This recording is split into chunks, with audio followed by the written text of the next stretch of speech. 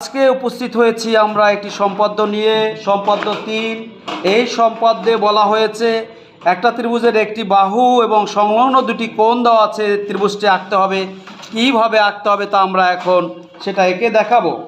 একটি বাহু এবং সাথের দুটি কোণ, সংলগ্ন কোণ। সম্পদ্য 3। একটি বাহু এ মনে করি কোনো ত্রিভুজের একটি বাহু এ এবং সংলগ্ন দুটি কোণ, একটি কোণ এক্স এবং একটি কোণ ওয়াই। আমরা একটি কোণ আগে এঁকে নিই, আর একটা কোণ ওয়াই এঁকে নিলাম, এক্স ওয়াই। একটি কোণ এক্স এবং একটি কোণ ওয়াই দেওয়া আছে, ত্রিভুজটি আঁকতে হবে। অঙ্কনের বিবরণ বা আঁকা দেখো কিভাবে আঁকা যায়। প্রথমে যে কোনো রশ্মি বিডি থেকে, একটা রশ্মি নেই বিডি, এই বিডি থেকে এর সমান করে, বিডি থেকে এর সমান করে বিসি অংশ কাটি, বিডি থেকে এর সমান বিসি অংশ কাটি। বি বিন্দুতে এক্স কোণের সমান করে কোণ সিবিই আঁকি। তাহলে এক্স কোণের সমান করে আঁকবো কীভাবে?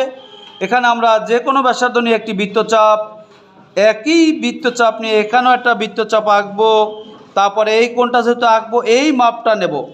এই যে সবাই দেখো এই কোণটা, তাহলে এখান থেকে আমি এই যে বৃত্তচাপ নিয়ে তারপরে এই দুটো পয়েন্ট যোগ করলে আমার এক্স কোণটা আঁকা হয়ে যাবে।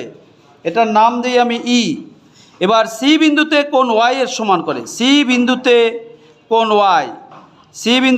ওয়াই এর সমান করে, এখানে দেখো যে কোনো ব্যাসার্ধ নিয়ে বৃত্তচাপ, এখানেও একটি বৃত্তচাপ, এখানেও একটি বৃত্তচাপ আঁকার পরে এই যে এই বিন্দু এবং এই বিন্দুর মাপটা নিব।